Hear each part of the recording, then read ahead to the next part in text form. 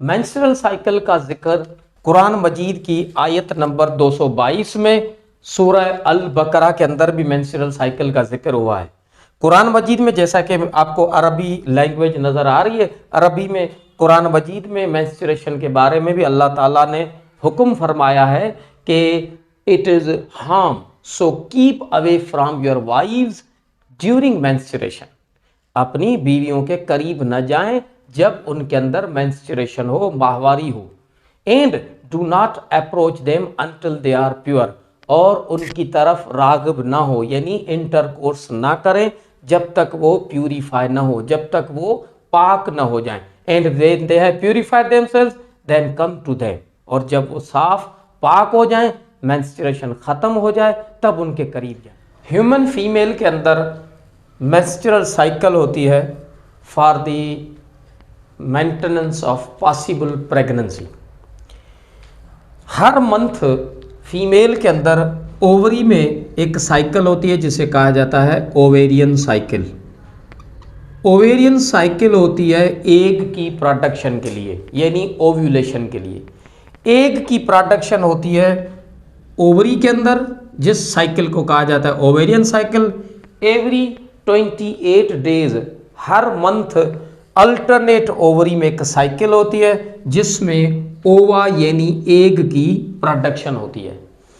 Egg की production के लिए, एग की फॉर्मेशन के लिए एक प्रोसेस है जिसे कहा जाता है oogenesis।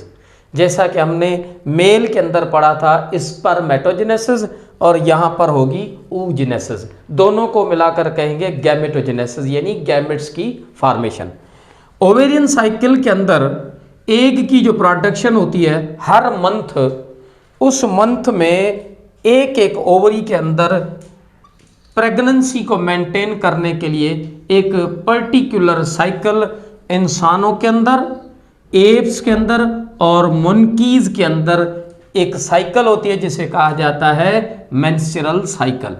ये मेंस्ट्रुअल साइकिल 28 डेज को होती है एग की प्रोडक्शन के लिए, और इस यूटीरस को तैयार करती है पॉसिबल प्रेगनेंसी के लिए। वॉर्म के अंदर, यूट्रस के अंदर ये जो साइकिल मेंटेन करती है प्रेगनेंसी के लिए, लेकिन ये साइकिल इस यूट्रस के अंदर नहीं बल्कि इस ओवरी के अंदर होती है। हर ओवरी के अंदर अल्टरनेट ओवरी में ओवेरियन साइकिल होती है।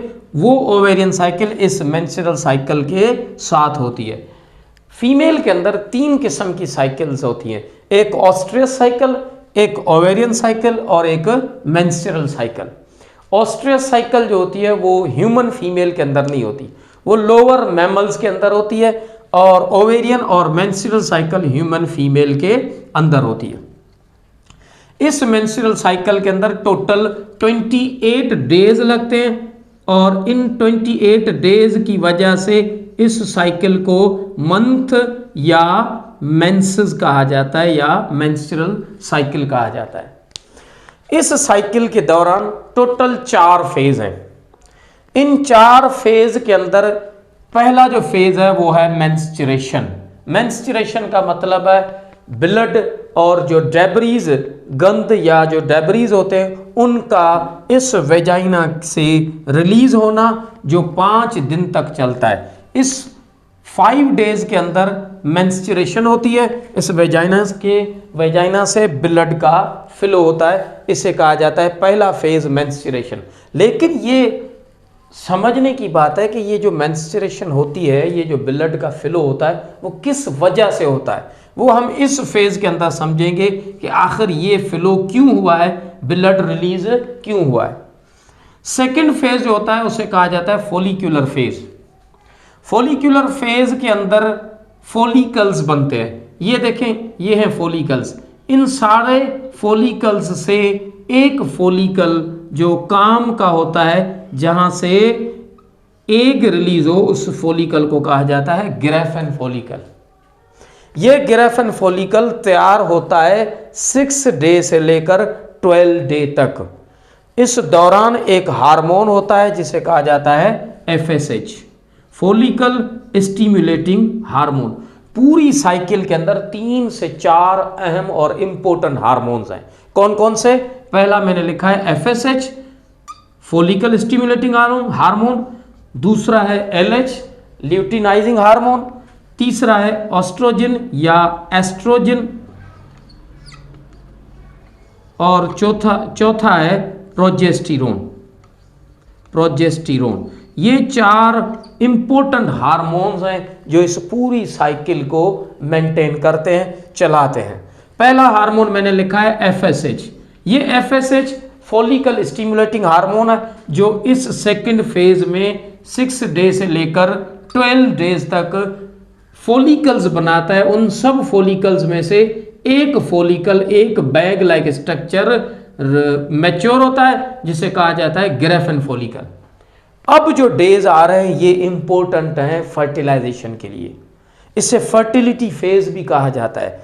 तीसरा फेज है ओव्यूलेशन फेज। ओव्यूलेशन फेज में ओवरी से एक हार्मोन रिलीज होगा, ऑस्ट्रोजन हार्मोन। ओवरी का अपना हार्मोन है। ये ऑस्ट्रोजन हार्मोन क्या करेगा, इस FSH हार्मोन को कम करेगा, रिड्यूस करेगा, और LH हार्मोन को इनहांस करेगा, बढ़ाएगा। दो काम होंगे इस एस्ट्रोजन के, एक LH को बढ़ाना, दूसरा FSH को कम करना।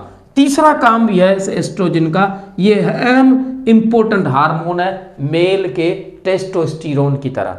टेस्टोस्टेरोन हार्मोन मेल के अंदर सेकेंडरी सेक्सुअल कैरेक्टर को कंट्रोल करता है, इसी तरह एस्ट्रोजन हार्मोन फीमेल के अंदर सेकेंडरी सेक्सुअल कैरेक्टर को कंट्रोल करता है, जैसा कि इस साइकिल का होना और ब्रेस्ट की डेवलपमेंट करवाना। ओव्यूलेशन फेज 3 दिन का है, लेकिन उसमें बुक्स और दूसरे वेबसाइट्स जिस बुक्स का कहते हैं कि 14 जो डे है वो इंपॉर्टेंट है। 13, 14, 15 ये तीनों फेज हैं ओव्यूलेशन में। ये ग्रेफिन फॉलिकल इस फेज में 14 डे को क्या करेगा, एग रिलीज करेगा। इस एग रिलीज करने वाले प्रोसेस को कहा जाता है ओव्यूलेशन। ये खास करके 14 डे के अंदर होता है। इस दौरान हुआ क्या, जब एग रिलीज हुआ तो एग इस ओवरी से ओविडक्ट में आता है, ये है ओविडक्ट, लेकिन एग नहीं आता, सेकेंडरी oocyte आता है। हमने स्पर्मेटोजेनेसिस के अंदर पढ़ा था, अब यहां पर मैं थोड़ा सा oogenesis का बता दूं। ये है प्राइमरी oocyte, मियोसिस 1 होती है, इसमें से 2 बनते हैं सेकेंडरी oocytes।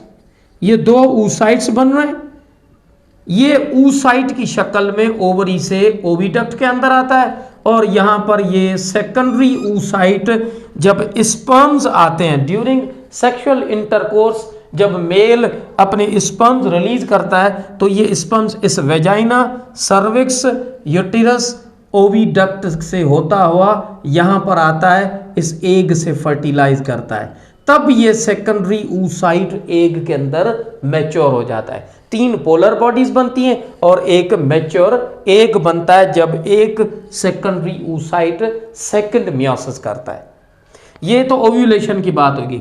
अगर फर्टिलाइजेशन नहीं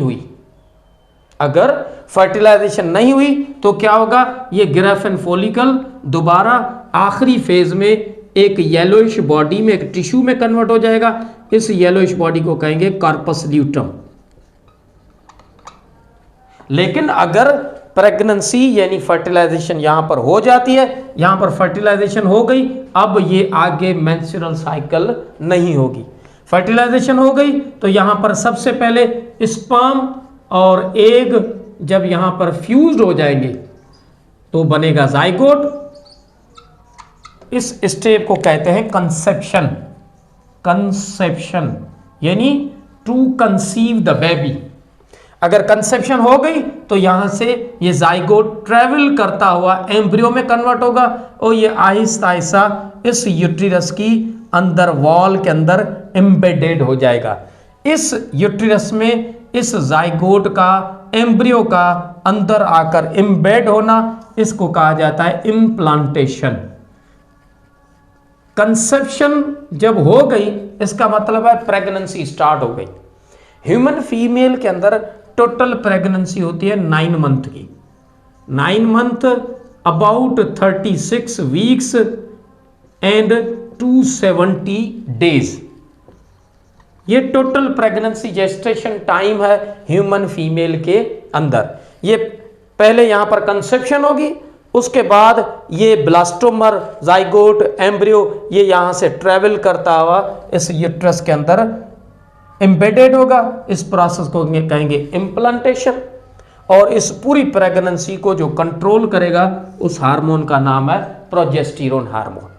लेकिन जब फर्टिलाइजेशन नहीं होती तो ये ग्रेफिन फॉलिकल कन्वर्ट होता है कार्पस ल्यूटम में और प्रोजेस्टेरोन हार्मोन डिक्लाइन हो जाता है। प्रोजेस्टेरोन हार्मोन के कम होने की वजह से इस यूट्रस की जो अंदर वाली लाइनिंग है यानी एंडोमेट्रियम लाइनिंग है ये बस्ट होगी। इनकी बस्ट होने की वजह से ये 17 से तकरीबन 16 से लेकर 28 डेज तक, 16 से लेकर 28 डेज तक ये जो डेज हैं ये कहते हैं ये होते हैं कार्पस ल्यूटल फेज के। ये नॉन फर्टिलिटी फेज है, यहाँ पर फर्टिलाइजेशन के चांसेस नहीं है।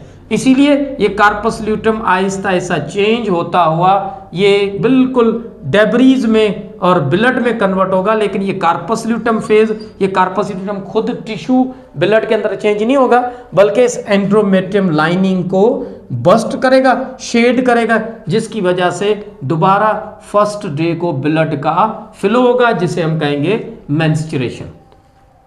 ये है फीमेल की मेंस्ट्रुअल साइकिल जो पॉसिबल प्रेगनेंसी को मेंटेन करती है।